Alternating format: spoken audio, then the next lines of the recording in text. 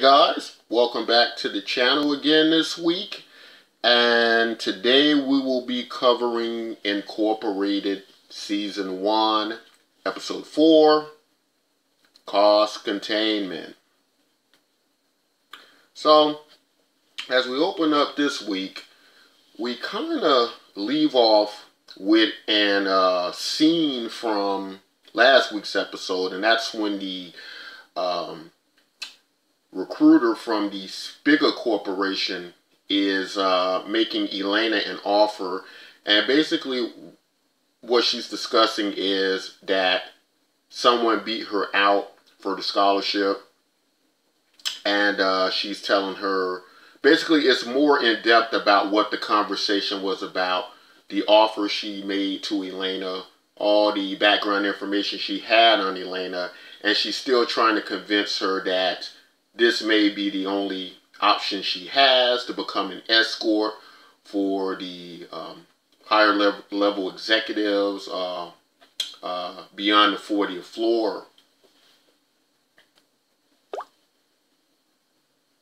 So, again, in this scene, you're pretty much getting a recap of what happened last week.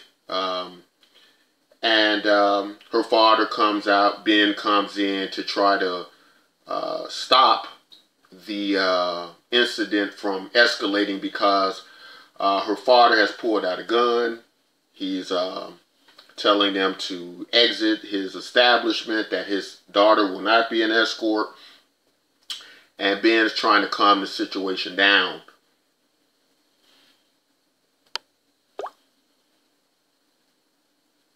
So, we kind of move on to the next scene, and basically the young kid in the front running away is Theo. It's a young version of Theo, and you know, we recall Theo is the brother of Elena.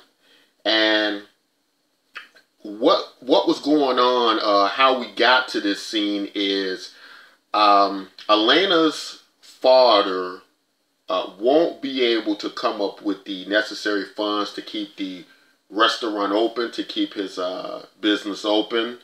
And so Ben figures out a way for them to get the necessary funds. And Ben is basically using his tech skills to manipulate what appears to be a currency market. And they exchange money. It's kind of like how you play the stock market or the commodities market, and they take advantage of price manipulations amongst currencies from one currency to another. And Ben is able to use his computer hacking skills to basically hack into the system right at a certain time. Theo was exchanging money, so the value of it would go up.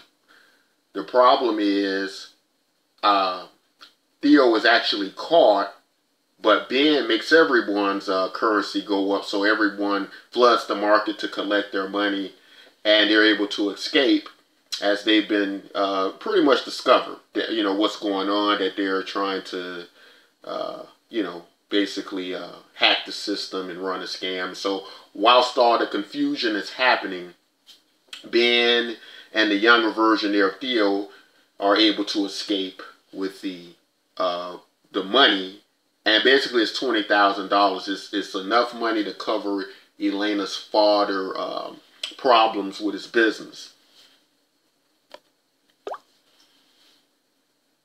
So this is a scene where Ben is actually bringing Elena the funds in order for her to be able to pay her father's financial difficulties. And what happens during the scene, what we get from it is Elena actually has good news. And her good news is that the runner-up for the scholarship that she was beat out for, she's found out to be cheating, or this person they find out this person's cheating, so that makes her eligible now to receive the scholarship. But when Ben is handing her this money, he basically wants them to take that money, buy some land in areas in the United States that are hard to farm, hard to make a living at, but it's possible. And they want to take this money and create a better life for themselves. And Ben wants Elena and her family to come along, and they all go together and do this. But after Elena has now become eligible for the scholarship, and she can have a nice place to live in the green zone once she finishes school, she no longer has to go. But she sees that Ben wants her to come. She doesn't want to leave Ben in the red zone, so she says she'll stay. But Ben, of course, won't let her stay with such a tremendous opportunity. He wants her to go on to the green zone so she can create a better life for her and her family. So, unfortunately, and the show hasn't revealed who's responsible for this. We don't know if this is a situation with the SPIGA Corporation, where after she refused to be an escort, they've now kind of retaliated back in some form by burning her father's business down. Not sure if it's them, or not sure if it's Tino, who is the I guess the organized crime boss now that Ben works for in the red zone. And we don't get a whole lot of backstory about Tino, but we can understand he's quite dangerous because Ben's able to hold off the SPIGA representatives by letting them know that, hey, if you fire on Elena's father, you won't make it to the border to get out of the red zone, because I work for a powerful crime lord named Tino, and basically they'll be able to stop them. And so basically what happens, the restaurant is firebombed, and the $20,000 that Ben had put out for Elena to have a better life, that $20,000 is actually burned down. So it's burned up in the flames. So they're unable to recover the money needed to keep her father's business afloat and going.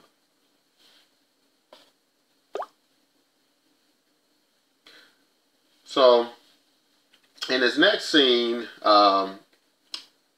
we got Ben Larson and we got Laura, and they're in talks with a doctor, because what's going on is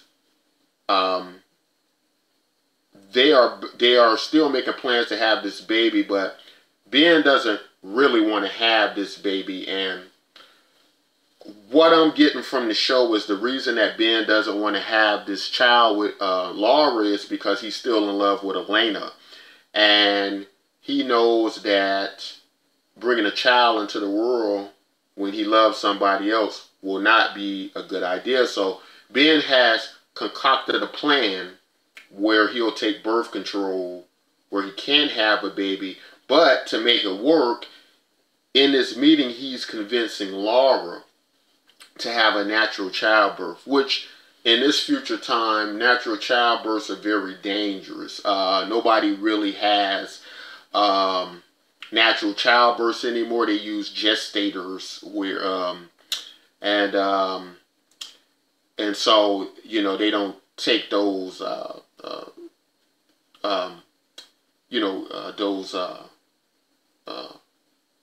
they don't put themselves in a situation that could be harmful in any way to themselves or the baby. And so Ben, he has already put this plan into motion, and he's hoping that she'll agree to the natural childbirth so he can take the birth control pill so that the baby won't actually be born. So this is a meeting between him and I'm still having trouble with this person's name. Every time I remember it, I seem to forget it. But this, of course, is the gentleman that he met in the red zone, and they were able to basically infiltrate the green zone together. And this is who Ben goes to in order to secure the birth control pills so that he's able to not have a baby. And of course, this gentleman here, and his name will come to me in a second, I'm sure. His name is mentioned, not very much in the show. But basically, he's letting Ben know, hey, we got somebody snooping around on you. It's actually Roger Kaplan from last week's episode who stole Ben's keyhole. And he's letting Ben know that he knows about Elena. He's after, the information in order that he can use against him. And, that he actually came down to Ben's ally here, or the person he works with, his department, and he requested, all these classified files in which he was able to stall him. But Roger's getting very close, and so Ben is basically, letting his friend here know that go ahead, give him the files. What I'm going to do is I'm going to hack him, I'm going to delete him, and I'm going to actually put a tracker on him so I can know what exactly he's up to. And at the same time,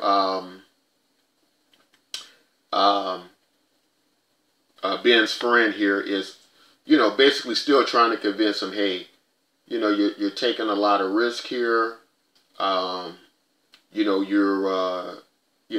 He basically still wants him to go have the baby with Laura and not do this. But Ben just can't do it because he just can't let Elena go. So here's Roger. And Roger is still trying to gain access to Ben's files on Elena, because he really wants to find out what's going on with this. Get to the to the true story so he can use it, at the right time in order to secure his promotion over Ben. And he's actually already spoken with his father, because he wants to go there himself and speak with Elena to see if he can get information directly from her. But he doesn't have access. He's not upper level management. He's not an executive high enough to get access to those floors. However, his father has those type of connections because his father's company is a direct supplier for the SPIGA Corporation. And we also find out that Roger is basically kind of trying to work his way up through the SPIGA Corporation, and he's telling his father he's doing that in order so that he'll be able to help advance him even further through his business endeavors.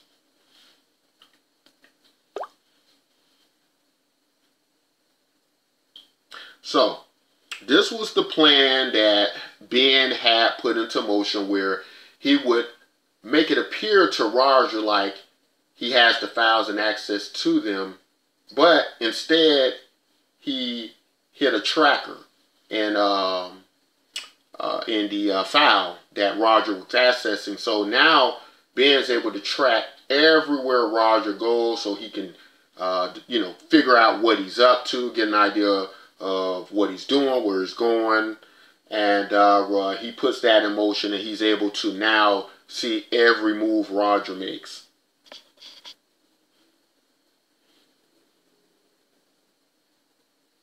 So this is a meeting with Roger and his father, and this is basically kind of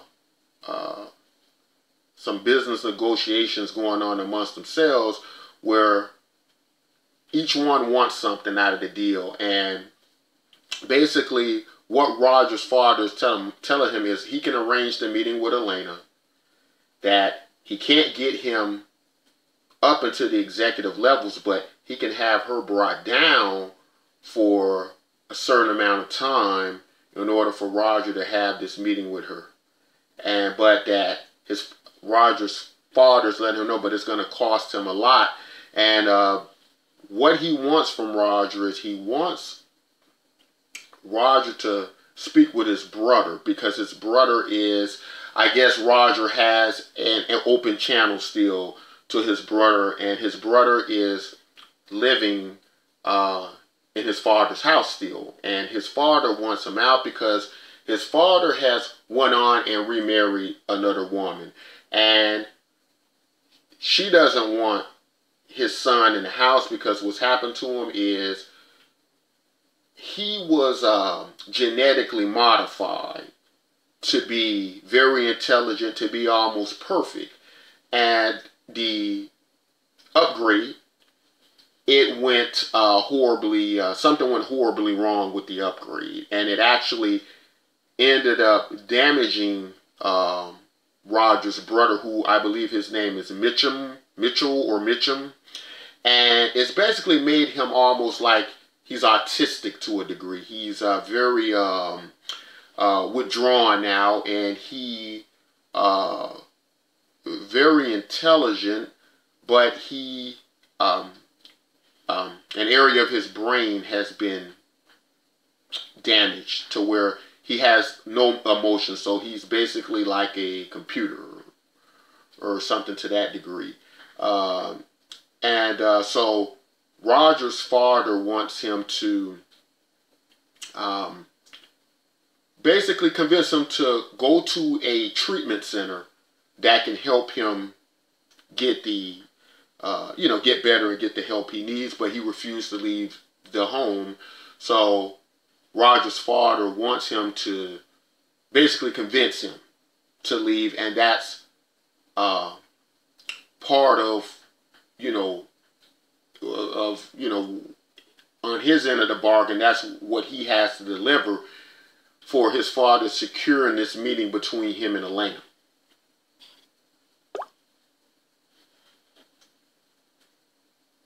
So this is Mitchell, and you can see he's,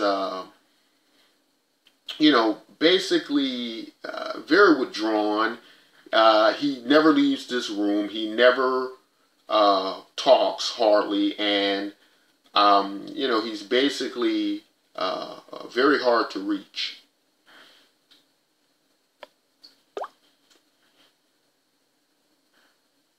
And so you can see how he's just making these repetitive, doing these repetitive, his paper folding, and it's called paper mache or something like that.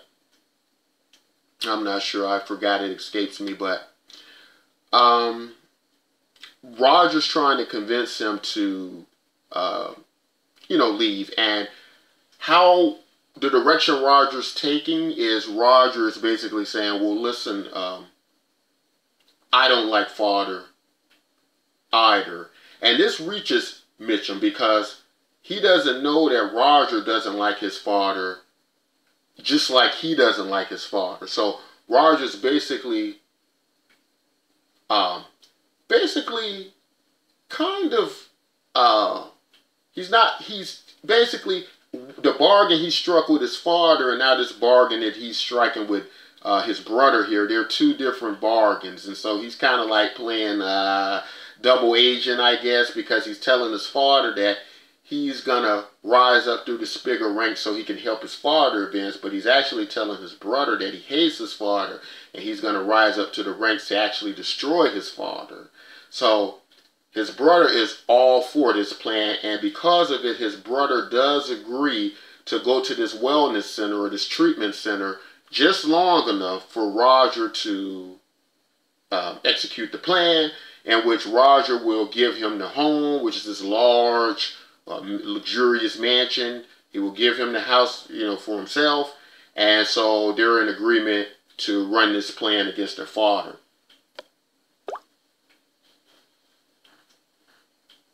So, this is a very very interesting scene. You get Elizabeth, and she's visiting the woman who defected from the Inazagi Corporation, and she looks totally different, of course, because the facial transplants, have been finished. So she's looking like a totally different person. And so now Elizabeth is visiting her because she wants her to deliver on her part of the bargain. And so what happens in this scene is that the defector finally begins to let her know what valuable information she had to give them during the defect. And it's basically I believe it's it's a young gentleman who makes this extraordinary breakthrough, and I forget where he comes from, but they mention it. And basically what's happening in this future, in this time, is that they have problem growing crops. They can't grow real food. They make this like synthetic food. And part of the reason is they can't get fresh sources of water, believe it or not. They just can't. They're with the global warming idea that is part of this show. We enter into the ideas of where fresh water supplies will run out, and we just be stuck with a bunch of just salt water that can't be used because crops can't handle the salinity or the salt in the salt water. So they're having trouble with fresh supplies of water to water the crops so they can grow food. The valuable information the defector has is that there's a young man who's found a way for the crops to accept the salt. And so what they can do now is they can take these oceans of water that exist, take them throughout places in the United States where a lot of I guess maybe Midwestern areas of the United States is actually owned by Inazagi. But these places are basically, they're like dust bowls. Like you hear stories about the early 20th century dust bowls in Canada where it would destroy the crops. These big dust bowls would blanket the sky and smother the crops. And so that's how many states within the Midwest of the United States have become. And many of these areas are owned by the Inazagi Corporation, where she comes from. So she's explaining to Elizabeth that, hey, he's made the breakthrough where he can get the salt water to take to these crops, and we can basically make this, have this land where it can feed millions of people, where they would basically rise to power and be the most powerful entity in the world with this breakthrough. And so this is the information Elizabeth gets, and now she needs to get to this young man. Either she needs to get to him in order to bring him over or stop him. Either way, they're trying to make plans now to locate him. But another very interesting thing happens in this scene as Elizabeth is leaving. And that is, Elizabeth wants to know how the defector was even able to get that information or to get the code to let her know that I want to defect, from the Robert Frost poem that we covered in the last, episode, which was about miles to go before I sleep. And it's encoded to me now that I want to defect. So the defector explains to Elizabeth that the way she was able to come across that information is because she had an affair with Elizabeth's husband. And, she says it's just business, but you can tell it's quite shocking to Elizabeth to know that her father had an affair with this woman.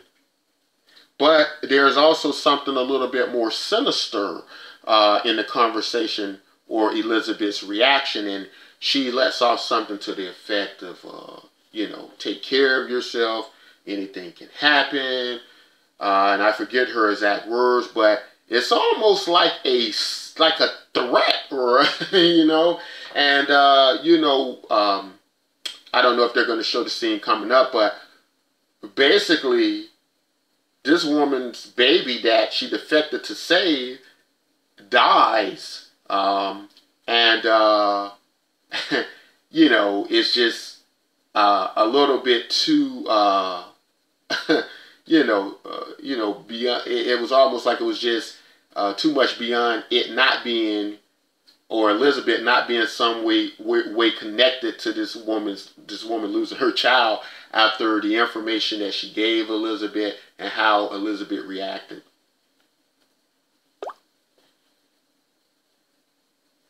And this is the scene where I guess you could say Elizabeth gives this concerning comment, and again, I can't remember exactly what she said, but it was just very disturbing, because you knew that it was some type of reaction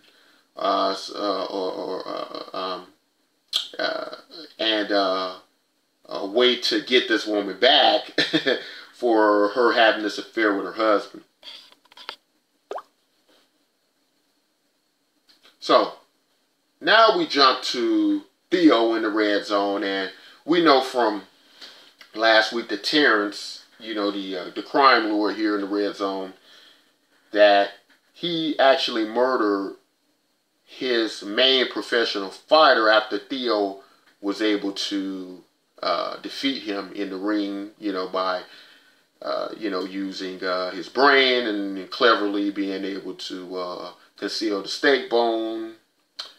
And so Theo is there to pick up his purse, his purse, and it looks to be a pretty nice, sizable purse for winning the fight. Unfortunately, Terrence isn't, he doesn't have a very easy contract that he set up for Theo, so he's going to give Theo the money, but he needs Theo to do something for him, and he needs Theo to break a kid's leg, a basketball star who actually gets a scholarship, and he can now get out of the red zone, take his family over to the green zone.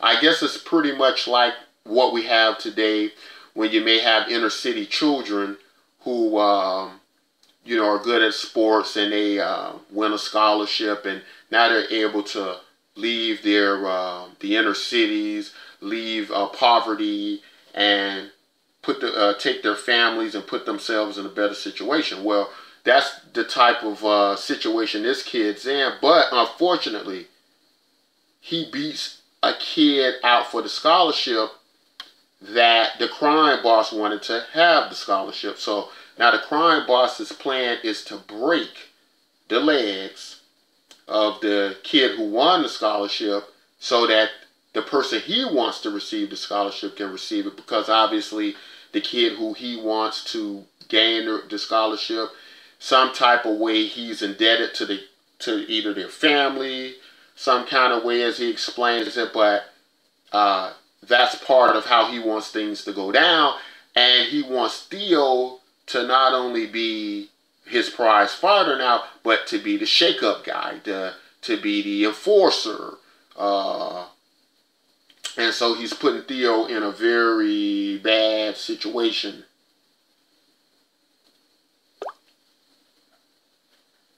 So this is Theo's first meeting with the kid who's won the scholarship. And at first, Theo was just going to do the job, get it over with, because basically, as I didn't explain what Theo's reaction to all of this was, it was more or less like, this is a non-negotiable type situation Theo's in as well. He pretty much has to do this.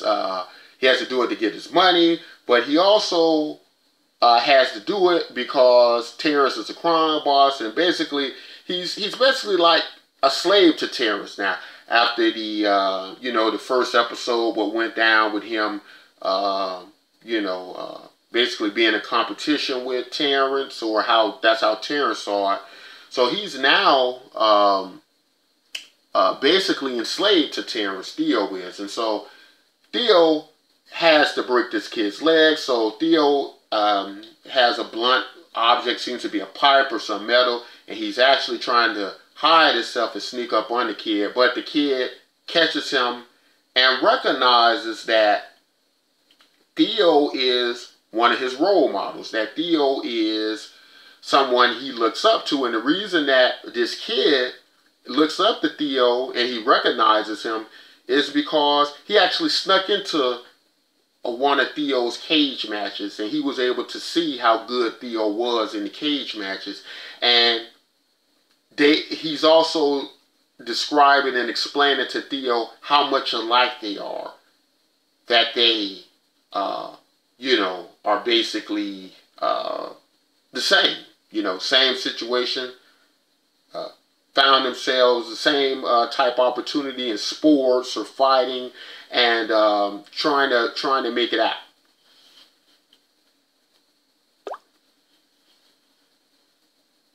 So in that last scene, Theo just can't do it for a number of reasons. One being the kids recognized him.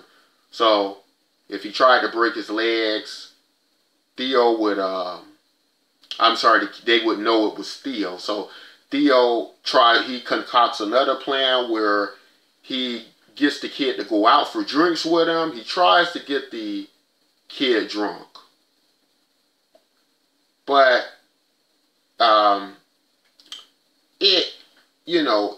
it basically doesn't work how Theo wants it to work. So Theo comes up with another plan where, hey, I got this money from, winning my fight and this and that, and I want you to take this money and run, because if you don't do it, I'm gonna have to,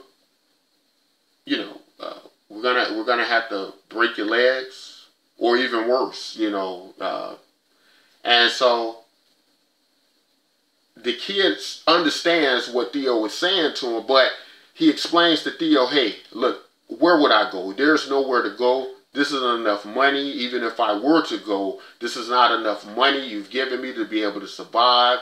I would not be able to see my family again. They're all I have. I have nothing else.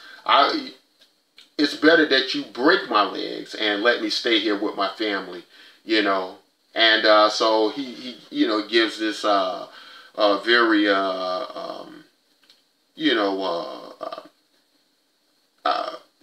basically he's letting Theo know that he's a coward and that he doesn't look up to him anymore. And this really bothers Theo, and it really makes it easier for Theo to go ahead and break his legs. And it's just a very tough position they're both in. It's a situation where there is no way out, from Theo's perspective anyway. But I imagine from this kid's perspective that Theo could stand up, he could be courageous, he could try to fight. But Theo just doesn't believe that's possible.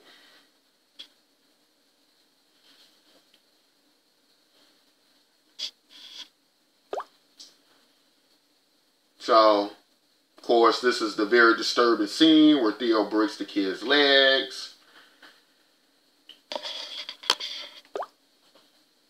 And finally, we get the meeting between Elena and Roger. She arrives at Roger's location. But Ben is there, because the reason Ben is there is because he's been tracking Roger. And so he tracks Roger there, but he doesn't know that Roger is going there to meet Elena. So when he sees Elena come out or come into the building and go into the elevator, he's just in such shock to see her because he's not expecting her to be on that level because she's not supposed to be there. So at this point, Ben really doesn't know what's going on. And although he's trying to make eye contact with Elena, I don't think she recognizes him, or maybe she does, but she has to act as if she didn't see him.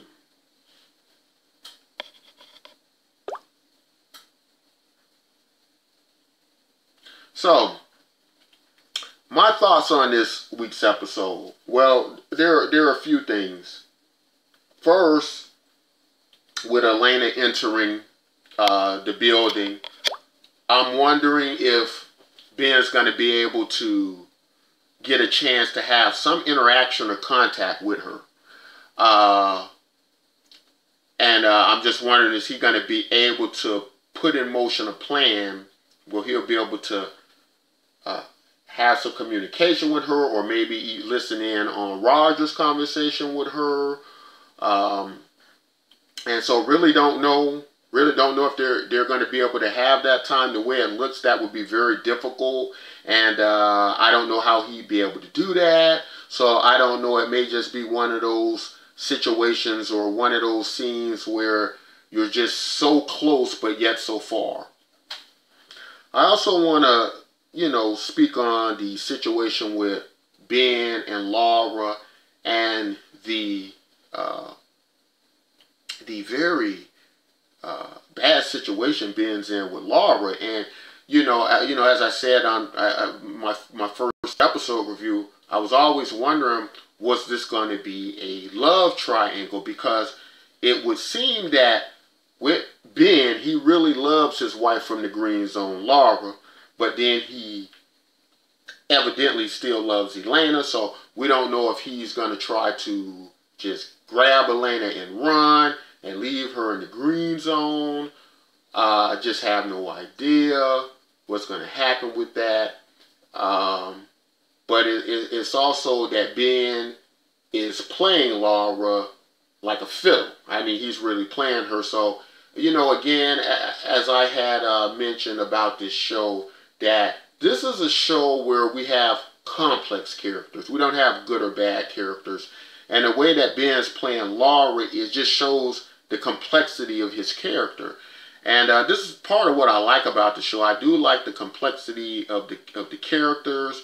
And, just that Ben's, it seems to be almost no limit to what Ben's willing to go to rescue Elena, to get, I don't know, again, if the plan is to stay in the Green Zone or leave the Red Zone or some kind of way topple the entire system. But very good episode this week. They just get better and better. And, it's just been an incline with the show. And that's why I still want to cover the show, because I am really starting to enjoy it. Last week I thought was good. This week was better. The week before last I thought was good. The week after that was better. So this show is really coming around. It's really finding its own. And if you haven't started watching Incorporated yet, I can give it a wholehearted thumbs up that you should watch it now. Before I was kind of skeptical, going, it's one of these sci-fi mediocre shows that they just throw on the screen and you have a different one every year or so. But this is really making an impact, and it's really I think if it keeps up at this level, it can be one of the best science fiction shows on TV. I mean, I think it's pulling in that area now. And so gonna keep watching. Stay tuned for next week. We'll cover next week's review. And if something happens, you can't watch next week's review.